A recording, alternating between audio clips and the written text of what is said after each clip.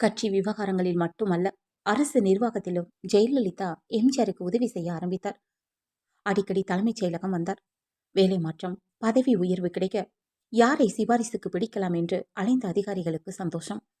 கட்சி அலுவலகத்திலும் ஜெயலலிதாவுக்கு முழு சுதந்திரம் கிடைத்தது.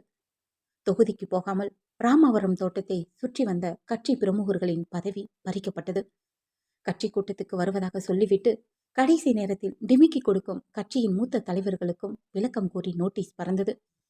எம்ஜிஆரின் பரிபூரண ஆசையோடுதான் எல்லாமே நடக்கிறது என்று நினைத்த மூத்த தலைவர்கள் எந்த கேள்வியும் கேட்காமல் இருந்து விட்டார்கள். கட்சியில் எல்லாமே ஜெயலலிதாவின் அதிரடிதான். எம்ஜிஆர் கூட கட்சி விஷயத்தில் தடாலடியாக எந்த முடிவும் எடுத்ததில்லை. அப்போதெல்லாம் அதிமுகவில் பேச்சாளர்களே கிடையாது. எம்ஜிஆர் ஒருவரை நம்பி கட்சியின் பிரச்சாரம், பேச்சாளர்களுக்கு பயிற்சி முகாம்கள் நடத்த வேண்டும் என்று எம்ஜிஆரிடம் பேசி அனுமதி வாங்கியது ஜெயலலிதா தான்.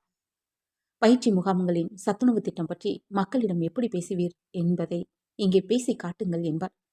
மேடை ஏறி உளறி கொட்டும் கட்சி பிரமுகர்களுக்கு அங்கேயே திட்டு கிடைக்கும்.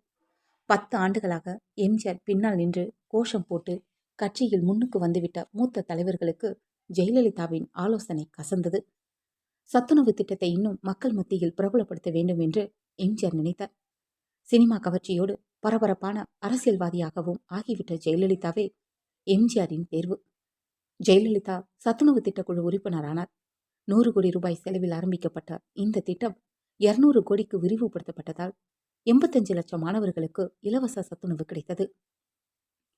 சினிமாக்காரர்கள் திட்டத்தை தூக்கி நிறுத்தினார்கள். சினிமாவில் பிள்ளைகளுக்கு சத்துணவு கொடுக்காமல் ஏமாற்றும் வில்லனை பாக்கியராஜ் உதைத்துக் கொண்டிருந்தார். சத்துணவு சாப்பிட்டால் கண் பார்வை கிடைக்கிறது, காது கேட்கிறது என்று மத பிரச்சாரம் போல் சத்துணவு பிரச்சாரம் செய்தார் பாரதிராஜா. இதற்கு பிரதிபலனாக சினிமாக்காரர்களின் கல்யாணம், காதுகுத்து, கிரகப்பிரவேசம் எல்லாவற்றிலும் எம்ஜிஆர் ஆஜராக தொடங்கினார். சத்துணவு கூடங்களுக்கு ஜெயலலிதா அதிரடியாக வந்து ஆய்வு நடத்துவது பரபரப்பான செய்தியானது.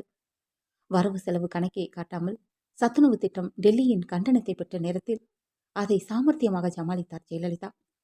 ஆரம்பத்தில் பள்ளி ஆசிரியர்களால் நடத்தப்பட்டு வந்த திட்டத்தில் இருந்த குளறுபடிகளை நீக்கி அதற்கென தனியாக ஊழியர்கள், சத்துணவு கூடங்கள், ஆயாக்கள், பண்டங்கள், பாத்திரங்கள் என சகல வசதிகளும் செய்து கொடுக்க ஏற்பாடு செய்து கொடுத்தார் ஜெயலலிதா. ஜெயலலிதாவின் அதிரடி நடவடிக்கைகள் கட்சிக்குள் பலத்த அதிர்வுகளை ஏற்படுத்தின. பல மூத்த தலைவர்கள் ஜெயலலிதாவின் வேகத்தை நினைத்து விசனப்பட்டனர். வெந்த புண்ணில் வெங்காய சாறை பூசுவது போல் ஏப்ரல் 20, 1984 அன்று ஜெயலலிதாவை ராஜ்யசபாவுக்கு தேர்வு செய்து டெல்லிக்கு அனுப்பி வைத்தார் எம்ஜிஆர் அவர்கள். பதவியேற்க டெல்லிக்கு வந்த ஜெயலலிதா முதலில் சந்தித்தது இந்திரா காந்தியை தான். இந்திரா காந்திவுக்கு ஜெயலலிதாவை பிடித்திருந்தது. முக்கியமாக அவரது ஆங்கில புலமை. தமிழ்நாட்டு அரசியல் பற்றி 20 நிமிஷம் பேசிக் கொண்டிருந்தார்கள். யூகஸ்லோவியா நாட்டு அதிபருடனான மதிய விருந்துக்கு ஜெயலலிதாவையும் வரச் சொன்னார் இந்திரா. ராஜீவ் மற்றும் டெல்லியின் முக்கிய விஐபிகள் கலந்து கொண்ட அந்த விருந்தில் ஜெயலலிதாவும் ஆஜர். யூகஸ்லேவியா அதிபரிடம் ஜெயலலிதாவை இந்திரா தான் அறிமுகப்படுத்தி வைத்தார்.